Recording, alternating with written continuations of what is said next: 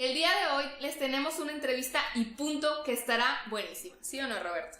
Así es, estaremos hablando sobre el agua con el arsénico, que es un tema que tiene preocupados a muchos aquí en el estado. Y para eso nos acompañará la maestra Angélica Jiménez. Mi nombre es Elizabeth Sujei, por si no me conocían. Y yo soy Roberto Hernández, por si tampoco me conocían. Acompáñenos. ¿Qué tal? Muchas gracias. Gracias por la invitación. Todo muy bien. Gracias. Y pues, Angie, la fama te precede. ¿Nos puedes comentar un poquito de las cuestiones que has abordado, así como temáticas ambientales de tu trabajo? En el tema ambiental, sí. He trabajado ya por más de 10 años en el rubro de medio ambiente y específicamente en el rubro de agua. La conservación de los bosques como productores de este servicio ambiental y específicamente aquí en Colima con un proyecto que quizá lo hayan escuchado, que es el de Mantengamos Grande a Cerro Grande, porque de ahí viene pues prácticamente el agua que utilizamos en Colima y Villa de Álvarez y se torna de principal atención el conservar esta zona, ¿no? ¿Nos podrías explicar un poquito más a profundidad de dónde viene en sí el agua potable aquí en el estado, que tomamos aquí en el estado? Tenemos varias fuentes. Las fuentes principales de abastecimiento de agua en el planeta provienen de las cuencas, ¿no? Y las cuencas son unos espacios territoriales por donde el agua fluye, o aflora, o fluye en ríos, o aflora en manantiales, etc., ¿no? Para el estado de Colima tenemos 3 cuencas principales, que es la de Marabasco, que la compartimos con Jalisco, es la cuenca de la Yuquila-Armería, que también la compartimos con Jalisco, pero esta cruza por el medio del estado, y es la cuenca del Guaguayana, que compartimos con una parte de Jalisco y Michoacán. Y esos 3 grandes afluentes son los que les dan la mayor parte de agua al estado de Colima. También tenemos una fuente muy importante que es la de Cerro Grande, que está dentro de la Reserva de la Biosfera Sierra de Manantlán, y de ahí, por medio de su manantial de Zacualpan, abastecemos al 80% de Colima y Villa de Álvarez. También está la otra fuente de abastecimiento de agua, que son los acuíferos, y en el estado tenemos 11 grandes acuíferos. Muy bien, quería retomar un poquito para la gente que no lo sabe. Pues se hizo una investigación entre la Universidad de Colima y la Universidad de Harvard y se detectó que había niveles de arsénico, ¿no?, que rebasaban la norma mexicana. Entonces, por eso se empezó como el boom, ¿no?, de la noticia. Ya entrando un poquito más en ese tema, Angie, ¿el arsénico de dónde proviene? ¿Es como un proceso natural o que realiza el ser humano? Hay diferentes procesos para que se pueda aparecer arsénico en el agua, ¿no? Uno de los más comunes es el uso de agroquímicos en los cultivos que se están generando, y otro puede ser, sí, la presencia natural por los procesos de fracturación de rocas, etcétera, ¿no? Como los mismos elementos que ya se tienen en las rocas, ¿no? Y que estos, pues obviamente el agua con el constante flujo, etcétera, pues va disolviendo estos materiales y hace que pueda haber arsénico u otros metales pesados, ¿no? O sea, plomo, níquel, entre muchos otros, ¿no? Manganeso es uno también de los más comunes. Angélica, ¿qué tan peligroso sería el consumo humano del agua con con el arsénico, con plomo, con todo esto que nos está explicando? Es peligroso, ¿no? O sea, como seres humanos tenemos cierto umbral a retener ciertos elementos de los cuales, pues obviamente estos metales pesados se tornan bastante preocupante el estarlos ingiriendo, porque puede ocasionar que ciertas células del cuerpo empiecen a ponerse un poco locas y puedas tener algo de cáncer o algún otro tipo de enfermedades que se detonan por el excesivo administración de estos elementos o metales pesados, ¿no? Sí es muy importante que se tengan las mediciones correctas y que obviamente haya un monitoreo continuo para saber que si el agua que nosotros estamos consumiendo realmente está teniendo siempre estos elementos o solo ha sido de manera fluctuante, ¿no? Hay un ejemplo muy muy claro en la zona de los Altos de Jalisco y en Guanajuato, donde el agua tiene un elemento que es el flúor, y entonces toda la población toda su vida ha consumido, y desde hace varias décadas, este elemento, y sí ha habido grandes problemas con piedras en los riñones, en la vesícula, los dientes se llegan a gastar, a caer, entre muchas otras cosas, ¿no? Entonces sí ha habido otros elementos en otras partes del país donde sí es un foco de atención que el agua realmente esté libre de cualquier metal pesado, cualquier otro elemento que en exceso al ser humano nos puede causar un daño. Y esta clase de estudios también conlleva como mucho trabajo, ¿no? Porque conocer como la ruta de exposición, ¿no? De un metal, de cómo le va a afectar a una persona, no es como tan fácil vincularlo, ¿no? O sea, hay muchos factores en el ambiente como para que... O sea, me refiero a que hay que hacer como un estudio muy integral, ¿no? Como para saber qué tanto te está afectando realmente un metal en el agua, ¿no? Quizás. Exactamente, ¿no? Es como un presunto culpable, ¿no? Es un presunto culpable, pero no quiere decir que ese sea el elemento que está detonando que la población, en este caso colimense, tenga cáncer, ¿no? O sea, hay muchos otros factores atmosféricos, otro tipo de contaminaciones, alimentación, estilos de vida que pueden hacer que tengas este padecimiento, ¿no? Y sin embargo, pues necesitamos sí estudiar un poco más y saber empezar a deshilachar este nudo negro en el cual nos encontramos en este momento. El estudio del que estamos hablando es de 2013. A partir de este momento se publica de los niveles tan altos que tiene. ¿En cuántos años o en cuánto tiempo se podría ver en la población cómo se afecta? ¿Algún padecimiento? ¿Algún padecimiento? Por ejemplo, este estudio en particular y la polémica que se ha desatado es... mi opinión sería que todos tienen razón, ¿no? O sea, la universidad tiene razón, COESPRIS tiene razón, CONAGUA tiene razón, porque la presencia de estos elementos en los mantos acuíferos es bastante fluctuante, ¿no? O sea, tú no puedes decir que hoy hubo arsénico y quizá mañana no aparezca. O sea, los acuíferos tienen corrientes internas o el metal se sentó en el piso del acuífero o suceden muchas cosas y no está todo el tiempo el arsénico presente. Entonces, si estuvieses en exposición diaria por 5 años, 10 años en tu vida a estar comiendo arsénico, tomando arsénico, pues sí puedes presentar algún padecimiento por este tipo de cosas, ¿no? Pero en este caso, y ha habido muchos casos a nivel nacional en donde en un día aparecieron altos, los números aparecieron altos en cualquier tipo de metal o elemento, en este caso el arsénico, pero quizá al día siguiente no aparezca, ¿no? Y quizá en los monitoreos que ha hecho CONAGUA por décadas, nunca ha aparecido, ¿no? O COESPRIS, ¿no? En la última década sus monitoreos, pues tampoco ha aparecido, pero no quiere decir que esté mal o esté bien uno u otro, ¿no? Sino que simplemente esto es muy fluctuante. Entonces eso también hace complicado poder deducir que va a ser un daño a la salud colimense el que haya aparecido un día este arsénico. Es preocupante porque ya apareció. Sin embargo, no es deducente a que ya todos vamos a tener cáncer, ¿no? ¿Y hay alguna medida que se pueda tomar de manera, no sé si casera o tendría que ser nada más medidas gubernamentales? Hay medidas en ambos casos, ¿no? Por ejemplo, las medidas en el hogar, pues es que tomes agua que realmente estés seguro que está potable, que no tomes agua de la llave, que tu agua que vayas a consumir en tus alimentos pues provenga del garrafón y de una planta potabilizadora donde tú puedas ver que realmente tiene un registro, que está certificada por COESPRIS, que sí está haciendo la metodología de potabilización, con cualquier elemento, carbón activo, hay muchas formas de potabilización, y esa sea el agua que estás consumiendo responsablemente, ¿no? Y el agua de la llave dejarla para las otras funciones, bañarte, regar, el baño, para lo que está hecho, ¿no? Y lo que hemos aprendido con el paso de los tiempos, ¿no? Y la otra parte es que sí es un asunto gubernamental y también de la sociedad, ¿no? Ahora, aparecieron estos datos, creó controversia, no quiere decir que no haya o que sí haya, sino que necesitamos investigar a mayor profundidad, ¿no? El conocimiento de los acuíferos, y es en general a nivel república, no está muy atinado porque se ha dejado para el último, ¿no?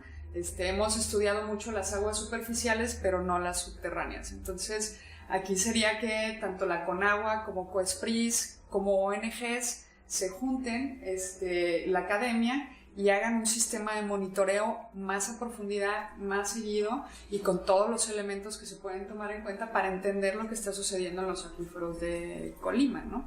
Porque se viene una problemática bastante fuerte porque 5 de los acuíferos y de los más grandes que tiene el estado están en números rojos, ¿no? ¿Esto qué quiere decir? No quiere decir que ya el agua se acabó ni mucho menos, sino que ya no se le puede extraer más de la que ya se está extrayendo.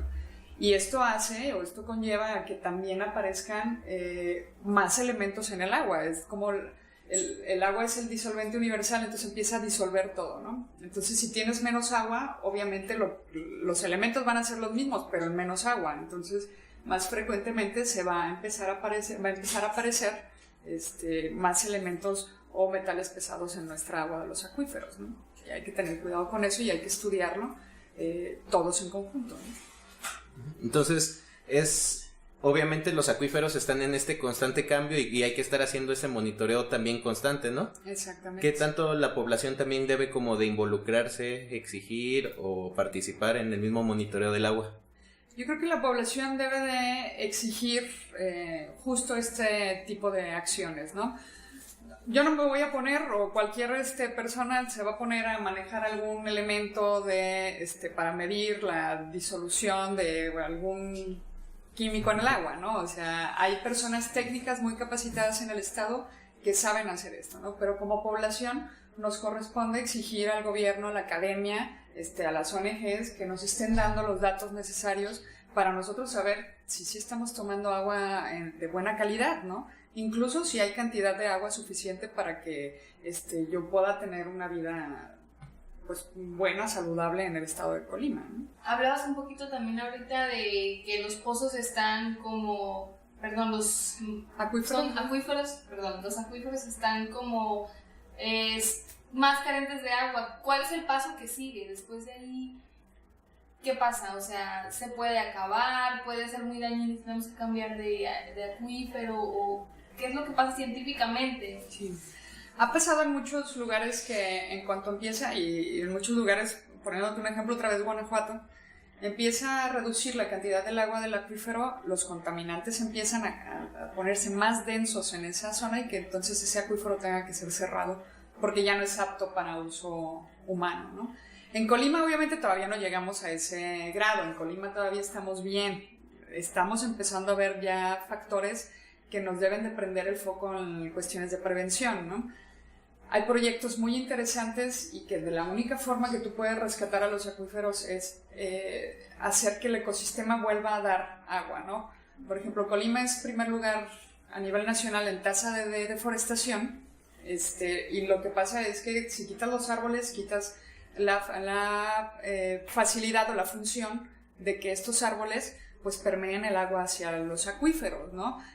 Decíamos hace rato, no puedes agarrar una cubeta de agua y ponerle agua al pozo, ¿no? Pues es al revés, ¿no? Los bosques tienen que hacer esta función, ¿no? Los bosques son los que le permean el agua a los acuíferos. Entonces estos esquemas de conservación para la zona norte y la zona de Cerro Grande se vuelven sumamente importantes, ¿no? Entonces el cuidado ambiental se vuelve necesario. Exactamente, se vuelve yo creo que la fórmula esencial, ¿no? Porque si tú tienes estos acuíferos con agua, obviamente la disolución de los metales pesados, entre otros elementos, pues va a ser un poco más suave y vas a poder hacerlos reaccionar, ¿no? Como los resucitas a los acuíferos. Y si tú tienes un ecosistema sano en la parte alta, los suelos van a ayudarte a retener esos químicos que no se vayan tantos al acuífero, produces agua, produces oxígeno, produces alimentos, un montón de servicios ambientales que se vuelven pues imprescindibles para los humanos, ¿no? Si queremos seguir existiendo en el estado de Colima, pues tenemos que tener ecosistemas sanos para que nos sigan dando el agua y el oxígeno que son vitales para existir, ¿no? Entonces puede ser también como una llamada de atención a la deforestación, ¿no? Pues dices que Colima tiene la tasa más alta y estamos perdiendo estos servicios ambientales, entonces si nos está preocupando lo del agua es cuidar procurar estos servicios, ¿no? Que nos lleguen y cuidar. Prevenir antes que lamentar y después querer reponerlo. Exactamente, ¿no? Y hay muchas iniciativas muy interesantes, ¿no? Por ejemplo, la Comisión Nacional Forestal tiene sus campañas de reforestación, tiene viveros muy interesantes y demás. Obviamente el gobierno solo no puede hacer la tarea, o sea, la tarea es de todos. Nosotros también tenemos que apoyar, coadyuvar en estas tareas de reforestación y no nada más plantar los arbolitos y olvidarnos todos los demás años, porque se mueren. Necesitamos sí sumarnos a campañas de reforestación porque es lo más común, hay muchas otras formas de ayudar al bosque, pero la reforestación es lo más común. Y cuidarlo a lo largo de los años, ese mismo arbolito que tú pusiste, y echarle la mano al gobierno para que sus campañas y todo este esfuerzo que están haciendo con nuestros impuestos, pues realmente tengan un éxito deseado y que se pueda ver en el ecosistema, ¿no? Como un hijo, no lo tienes y lo abandonas, sino que estás cuidándolo hasta que llega la maduración. Sí, o sea, Conafor te está echando la mano a decirte dónde reforestas, te está dando la planta, te está dando bla, bla, bla. Entonces, pues uno nomás le tiene que ir a echar agua. Nada más hay que cuidarlo y hay que ver que realmente ese árbol crezca, ¿no? Y creo que si todos nos ponemos a hacer este tipo de tareas, pues podemos convertir de un Colima que se está deforestando, que sus acuíferos están yéndose para abajo, a que dentro de unos pocos años revirtamos todo ese proceso, ¿no? Hablas de que la reforestación es la manera más común en que la población se acerca, ¿no?, a la ecología o ayudar. ¿Cuáles son las otras maneras en las que la población podría apoyarse, sumar? Por ejemplo, en el proyecto Cerro Grande, que es el que más lo tengo en mente, hay un esquema que le llamamos un esquema de compensación ciudadana, ¿no? Por ejemplo, tú en tu recibo de agua pagas porque traten tu agua residual, pagas porque te llegue el agua a tu casa, pero no pagas por los bosques que generan esta agua, ¿no? Y una forma muy fácil y que estamos buscando y que estamos ahorita trabajando con el Congreso local para que sea una realidad que tú en tu recibo de agua le puedas poner 2 pesos, 5 pesos, no sé, lo que sea tu posibilidad, 1 peso, de manera voluntaria, para que ese recurso se vaya a hacer acciones de conservación en los bosques, tanto del Cerro Grande y la zona norte del estado, ¿no? Y se pueden financiar actividades de manejo y conservación de bosques, actividades de alternativas productivas sustentables, mejoramiento del hábitat familiar de las comunidades, porque hay que recordar que en las zonas rurales viven comunidades indígenas y ejidos con alto grado de marginación, ¿no? Entonces, el generar estos proyectos para ellos, pues les hacen que estén viviendo de su mismo bosque, no quieran talarlo, venderlo, etcétera, y están ellos produciendo para ellos mismos y para todos los demás, ¿no? Entonces, este es un buen esquema en los cuales nos podemos sumar y creo que no nos costaría, a mi punto de vista, dar 2 pesos cada 2 meses porque me estén asegurando que los bosques ya no se van a seguir talando, que van a ser productivos y que a mí y a las siguientes generaciones nos van a seguir produciendo agua, oxígeno, comida, biodiversidad, etcétera, etcétera, ¿no? Y otra de las funciones es, hay cuestiones muy técnicas, ¿no? De sanidad forestal, de obras de conservación de suelo, no sé, mediciones de regeneración, control de erosión, ya cuestiones mucho más técnicas que entiendo que no todo el mundo se va a poner a hacerlo, ¿no? Pero también tener este esquema en el cual yo pueda dar 2 pesos, a lo mejor eso ya me hace apoyar a la conservación sin que tenga que estar en el campo haciendo una mitigación de plagas, ¿no? O combatiendo un incendio o cosas así, ¿no? O sea, estoy a lo mejor ayudando para que alguien más experto lo pueda estar realizando, ¿no? O las mismas comunidades lo puedan estar realizando. Yo quería regresar un poquito a lo de el problema del arsénico. Mi pregunta iba más conforme a las recomendaciones que, por ejemplo, hace la OMS, que señala que es como 0.1 miligramos sobre litro lo que puede haber de arsénico, y después está la norma mexicana que señala que puede haber 0.25, ¿no? O sea, y es mucho más alto que los estándares, ¿no?, internacionales. ¿Por qué pasa esto? ¿Por qué hay como esa relajación quizás de las normas aquí en nuestro país o así?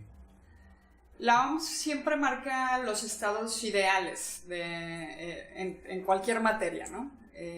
Entonces, cuando tú te aterrizas o tropicalizas esos mandatos internacionales, pues te tienes que adaptar a las condiciones locales, ¿no? No quiere decir que se justifique que haya más arsénico o menos de lo que marca la Organización Mundial de la Salud, sino que México tiene que ir trabajando en esa tendencia. Y muchas veces cuando se crean las normas, lo que se hace es generarla como por metas, ¿no? En este momento a lo mejor tenemos punto 50, hay que irnos al punto 25, ¿no? Y no debemos de dejar que pase de más, ¿no?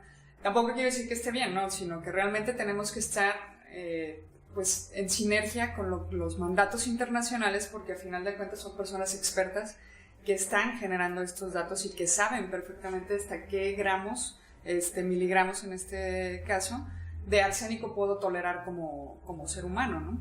Y es verdad que la normatividad mexicana, aparte de que es muy vieja, o sea, tenemos una ley de aguas nacionales viejísima que ya ni siquiera aplica a lo contemporáneo, lo que estamos viviendo. Entonces, si nuestra normatividad, nuestra legislación la dejamos hace muchos años, vamos a tener este tipo de cosas, ¿no? Y punto 25 miligramos de arsénico para el ser humano, pues significa estar tomando 4 veces más de lo que realmente te marca la Organización Mundial de la Salud. Se torna preocupante, pero también se torna en un problema de legislación mexicana, ¿no?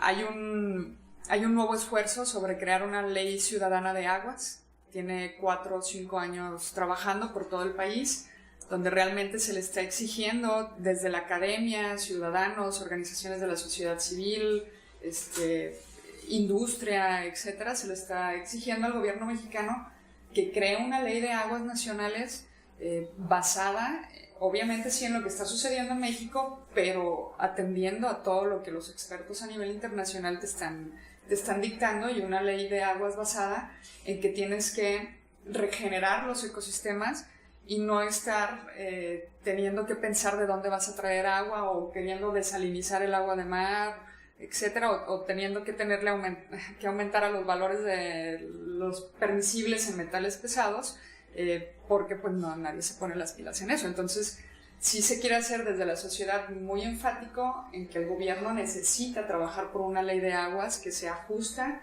y que sea actual, ¿no? Pero es un problema normativo realmente, como en muchos otros temas, ¿no? No nada más es en este.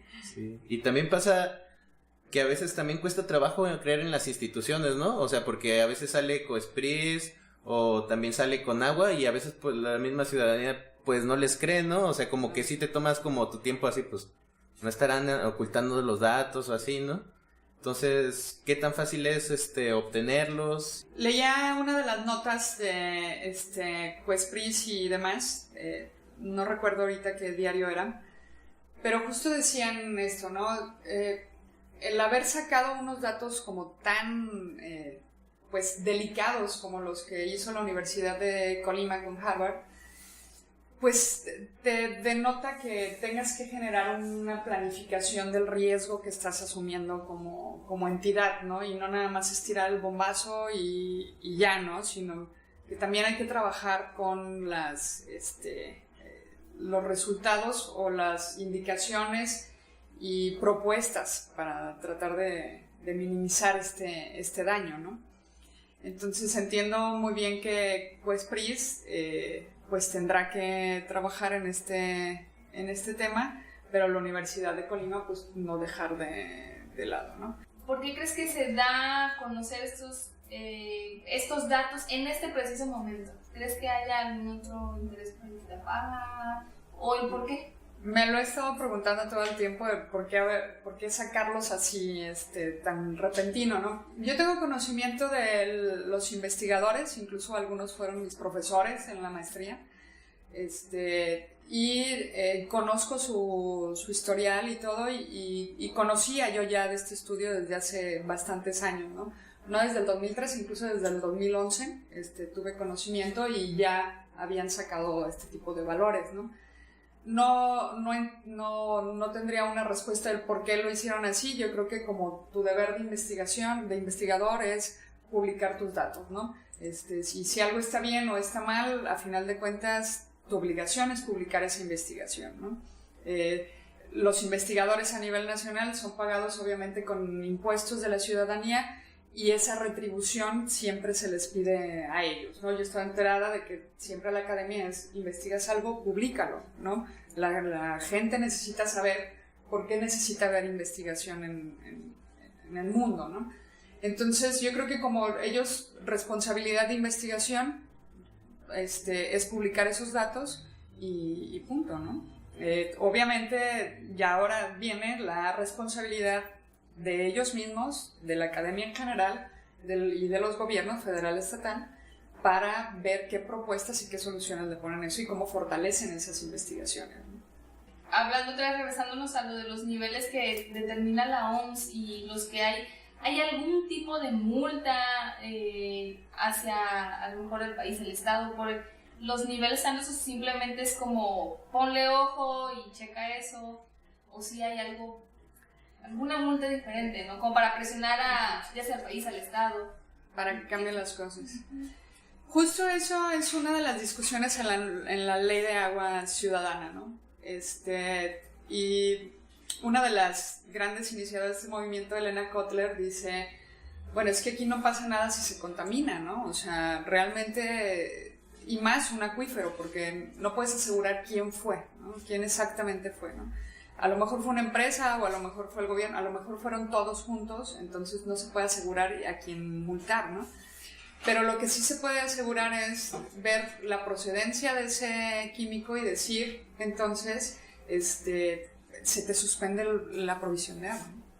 Eso sí se pudiera hacer, pero todavía no se hace, no es posible en México. Muchísimas gracias, Angie, por ilustrarnos con tu conocimiento que ya has tenido de años. Entonces, muchísimas gracias por compartirnoslo, para que la gente también se le quite como pues la preocupación, ¿no? Que siempre causa como una noticia así, ¿no? En nuestro estado. Sí, no, gracias. No se preocupen, obviamente hay que ocuparnos, hay que exigir que se hagan investigaciones claras en este tema, a profundidad e innovadoras.